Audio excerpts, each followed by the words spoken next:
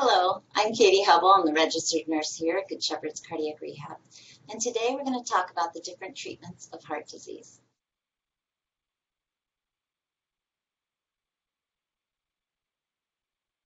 The treatment of heart disease.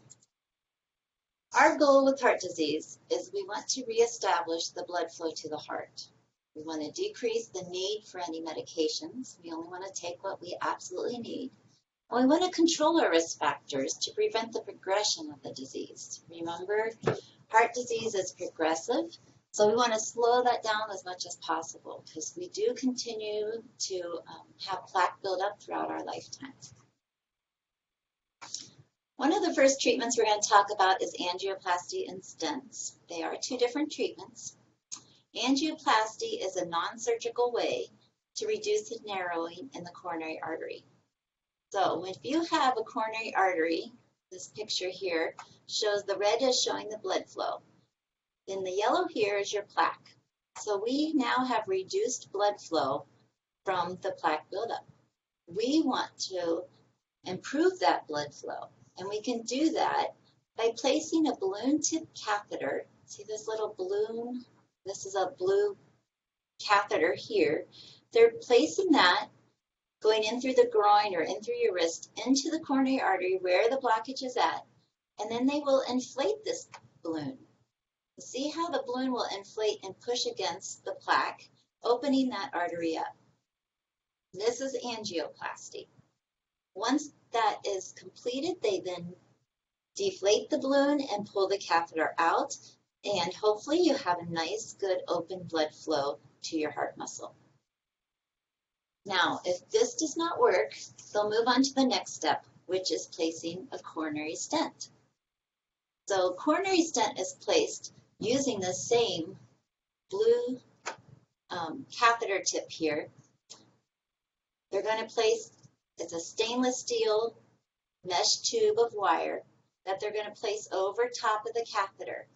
Okay, so it's just going to be over top of this catheter. They're going to feed it back into the coronary artery. Now remember, the stent is on top of this balloon. So now when they inflate the balloon, they're inflating the stent as well. That gets pushed into your artery wall to stabilize it and into the plaque. So that helps to hold that open so that the blood flow can continue. Okay. Now this is not always possible. We would like to keep it simple like this, but once in a while it's not possible to do this. You might have 100% blockage where they cannot get the catheter through. You might have too many blockages that they need to bypass, or difficult areas. In that case, they're going to move on to what they call a coronary artery bypass graft. Now, if you've had this bypass surgery, then you'll know that you've probably heard the medical team calling it a CABG in the hospital. No, they were not talking about food. They're actually just talking about a coronary artery bypass graft. That's simply what it stands for. Now, this is the treatment for heart disease that's going to create a detour for the blood to go around the blockage. It's used for severe narrowing that's untreatable by angioplasty and stents, and for multiple vessel narrowing. They're going to use a healthy artery or vein from the body. They can use them from your arm or your leg. And they're going to graft that healthy vein around the blocked area. So what they'll do, this dark red here is a vein that a healthy vein they've taken from another part of the body or an artery, and they've connected these. You'll see this one here. They've connected this onto the aorta. See how these are on the aorta? That blood flow now is going to go around this little blockage here. It's going to come around and attach just below the blocked area. Now what this allows is the blood flow to get past that blockage and feed the remaining part of the heart. Okay? So since the blood flow is no longer able to come past here on this right coronary artery, now we've bypassed it, and now we can feed this rest of this heart muscle so it doesn't die. Just creating a new passage, delivering that oxygen-rich blood to the heart muscle. Now, this can be quite the surgery. It's a very difficult healing process, not so much from your heart healing, but from your sternum healing. They have to cut your sternum open, and that bone takes 12 weeks to heal. Okay, so you're pretty limited in your activities and what you can do because of that sternum. You have restrictions called sternal restrictions, where they don't want you to lift anything heavier than 8 to 10 pounds, or they don't want you to raise your arms above your shoulder. So it kind of puts a lot of restrictions on you that you become dependent and need help from family members.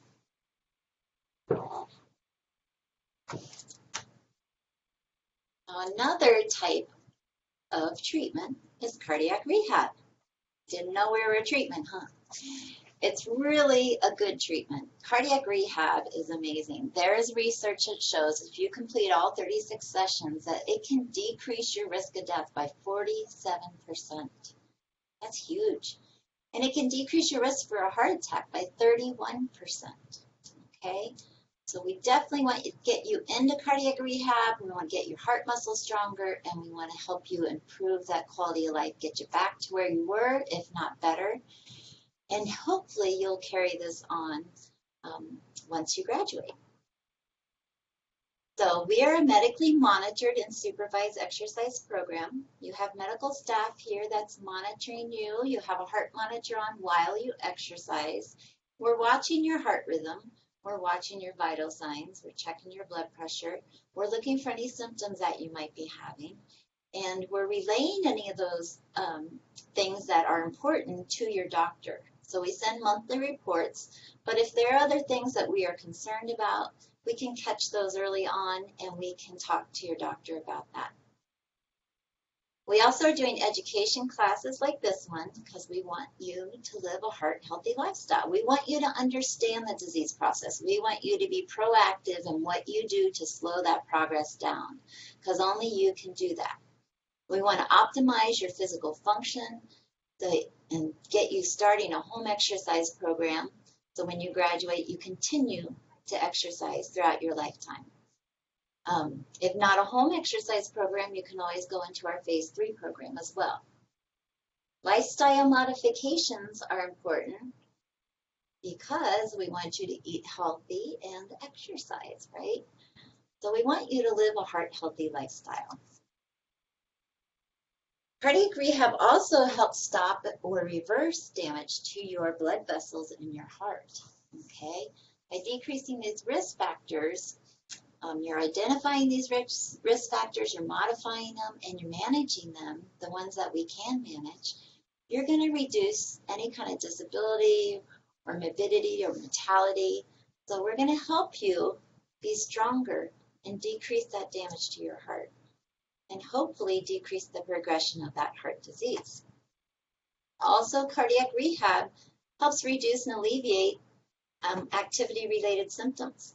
If you're very short of breath with just a little bit of activity, going through cardiac rehab, strengthening that heart muscle, you're going to see that your shortness of breath will improve and you'll be less short of breath over time. Also improving your quality of life. If you're able to function better and do more, be more active, you're going to feel better and you're going to have a better quality of life. You're going to be able to go out and enjoy things that you like to enjoy. We want to get you back out there fishing or hunting or, just socializing with friends or golfing, whatever it is that you enjoy to do. We want to get you strong enough to get you back out there to do those things. Also, fewer ER visits and hospitalizations, okay? So by coming here in cardiac rehab, like I said, we might pick up on something and be able to notify your doctor so that he can address those problems before you end up in the ER or in the hospital. A lot of times we find things early on when you first start our program that might not have been picked up until later. And you may have ended up in the hospital or the ER because of it. All right, cardioversion. Cardioversion is working on the rhythm of the heart, okay? So we're not talking about blockage or anything in the arteries. This is dealing with the electrical current of the heart. So a nice normal rhythm is a normal sinus rhythm, okay? That's what we like to see. The heart should be in a normal sinus rhythm. but that always doesn't happen. So cardioversion is a procedure when you have what they call an irregular heart rhythm or an arrhythmia, and they use this to actually shock your heart, which causes it to stop, and it's like a reset button. We're stopping the heart, hoping to reset it, and it start back up into a nice normal rhythm. Okay? Just like how you unplug your computer and try to reset it or push a reset button. That's exactly what cardioversion is doing. We're using a defibrillator. We're shocking the heart in hopes that it will restart into a nice normal sinus rhythm. Okay, so this has all to do with your rhythm of the heart if you have an arrhythmia or an irregular heart rhythm. It's not very comfortable. That's why they do give you some sedative. You are awake during the procedure, but they do give you a little bit of sedative to help so that it's not painful. Now, in an emergency situation, if they were to use the defibrillator, it would be painful, but you're usually unconscious. All right, exercise for a healthy heart. Big time treatment right here, guys. Sedentary lifestyle. Remember, that's one of the top risk factors for heart disease. And we are getting lazy and lazy these days. We got all our remotes and everything's so convenient. Sitting on the computers and our phones. We're not getting out and getting that activity that our bodies need. Our bodies are meant to move. Our bodies are healthier when we keep moving. Okay? When you get a sedentary lifestyle, you just get weaker and weaker. So exercise as a treatment for heart disease will help strengthen your heart muscle. It's going to improve your circulation. You're going to get more oxygen to your muscles, more blood flow to your body. It's going to increase your energy, your endurance. You're going to feel stronger and healthier and able to do more the more active you stay. It also lowers your blood pressure. Exercise is a natural way to lower that blood pressure. It's going to strengthen bones, improve your muscle tone and your balance. Okay, as we get older, we start to decrease in that muscle tone and that balance. We've got to put a little more effort in to keeping those nice and strong. Also, maintaining a healthy weight. We're burning more calories. We're going to maintain a healthy weight so that our heart muscle doesn't have to work so hard. Exercise, as we mentioned before in our risk factors class, will help decrease your LDL, which is lower density lipoprotein cholesterol, the bad cholesterol. And it will increase your high density lipoprotein cholesterol, which is the good cholesterol. So HDL is your good cholesterol, and exercise will increase that and decrease the bad. It also reduces inflammation in the blood vessels. A lot of times, heart disease can be caused by inflammation in the arteries as well, and can cause that plaque to rupture. So just by exercising, you can help reduce that inflammation. All right, medications, another treatment for heart disease. There are so many meds out there that we can't go over all of them. In fact, there's a whole class on medications that we'll get to later on. Medications I just grouped here into their main priority. You have ACE inhibitors, beta blockers, calcium channel blockers. All of those medications, that group of medications, are used to help lower blood pressure. Okay, they just do it in different ways. It's just all those types of meds, decreasing that blood pressure, decreasing that workload of the heart. Now you have a group of medications called antiarrhythmics that are there to help maintain you in a nice normal sinus rhythm. Okay, so here we're talking about the rhythm of the heart. This is going to help if you have AFib, any type of arrhythmia or irregular heart rhythm. These medications would help you. There are statins as another group of medications that are used to help reduce cholesterol. It's the excess cholesterol in your body that's getting deposited, so we want to keep that lowered as much as possible. The statins, sometimes people have trouble with them, but I always recommend trying all of them before you give up because they're very helpful in decreasing that plaque buildup. Also, a group of medications called diuretics. These are the ones that keep you running to the bathroom. it's considered a water pill, okay? And this is helping get extra fluid off your body. So if your heart is weakened, it's not able to circulate that blood flow as well as a healthy normal heart. That fluid, that slow circulation tends to build up fluid over time, all right? We need a little help getting that fluid off. That's where the diuretics come into play. And that's why it's keeping you running to the restroom. Then we have a group called nitrates. Nitrates such as nitroglycerin. These medications are there for fast-acting way of opening up your arteries, of expanding those arteries, especially in an emergency situation. And that's why we take nitroglycerin sublingually under your tongue to let it dissolve, because it absorbs into your system a lot faster that way than if you just swallowed it. So this is going to get into your system immediately and help open up those arteries to get that blood flow needed to your heart muscle. The group called anticoagulants are blood thinners, Coumadin being the most popular, but now there's lots of other ones out there in the market. This is helping to prevent blood clots, okay? It's helping so your platelets don't stick together, preventing any kind of stroke or any blood clots that might happen, to keep you safe. So we're thinning your blood, but it does have to be within a certain range. You don't want to get your blood too thin, and you don't want it to be too thick. Clopidogrel is another medication that they use, also known as Plavix. They usually bring this into treatment after you have a heart procedure, and it's usually a temporary medication that they have you on for the first 6 months to a year after that procedure. So that again is just preventing blood clots by preventing the platelets sticking together.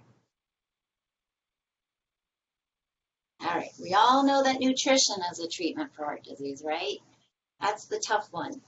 We want to limit our unhealthy fats. We want to limit that cholesterol. Remember, any living animal products we consume, we're putting excess cholesterol into our bodies.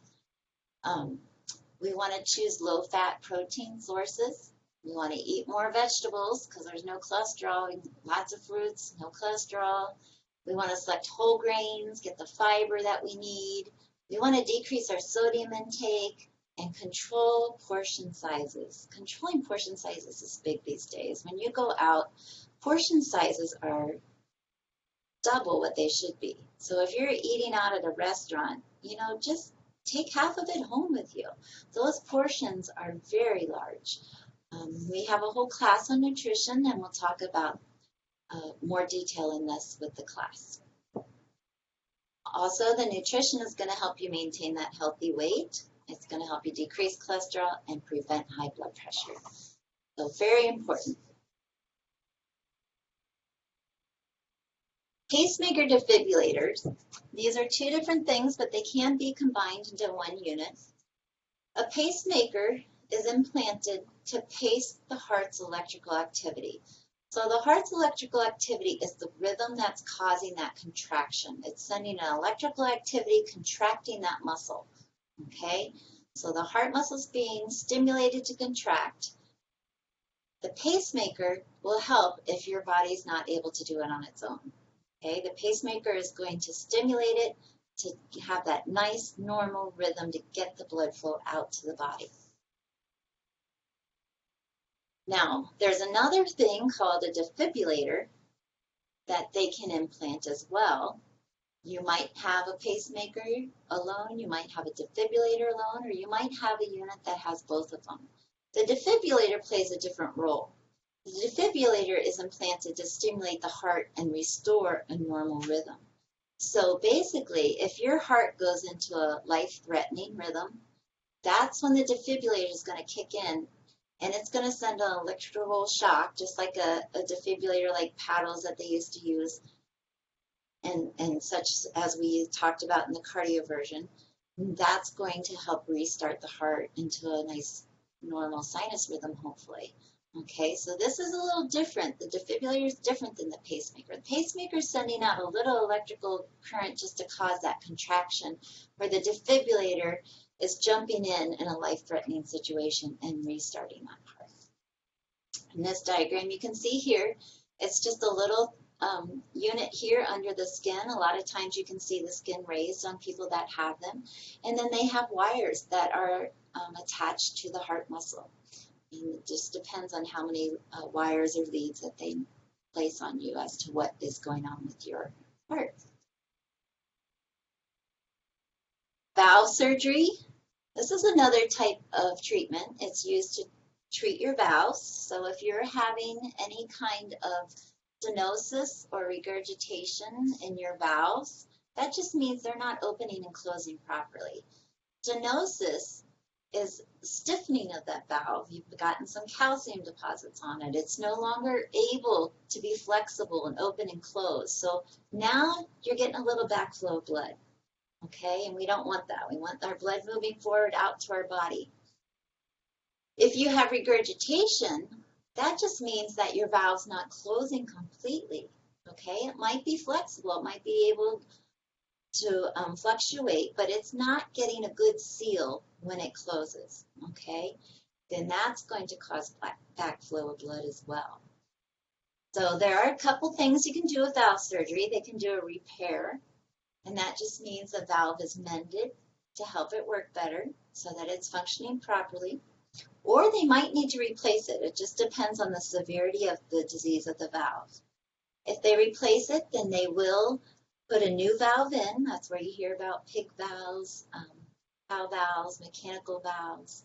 There's different valves out there that you can choose from, and they actually will replace that valve with a new one that they insert in there. If they do put a mechanical valve in, that is something that you need to be on blood thinners for your lifetime. But with the cow valves, the pig valves, those are more user-friendly, where you don't have to be on the blood thinners for your lifetime. All right, EPS stands for electrophysiology study. Okay, this is studying the electrical rhythm of your heart. It's looking at your heart. When your heart contracts, it should start with a little electrical rhythm that's going to start up in the atriums, and it's going to travel down to your ventricles. So it should have a nice normal path. If it's not following that pathway, this study is going to show what's happening. It's going to show, are we getting stimulated in different areas? Are we having multiple stimulations that are starting the contractions in various ways, confusing our heart muscle? Or is it getting blocked, not traveling down the ventricles properly? What is happening with the electrical current of the heart, okay? So if there is trouble with that electrical current, they can do a procedure called a catheter ablation, all right? This is just, it's an invasive procedure, and it's used to treat these cardiac arrhythmias by creating a scar tissue. It's best described as kind of cauterizing some of that muscle tissue to redirect that electrical current down its proper pathway, right? So they're just kind of redirecting that electrical current by creating a little bit of scar tissue there. All right, so lots of different treatments for heart disease. I hope this was helpful. If you have any questions, feel free to come and ask me in cardiac rehab. Thank you.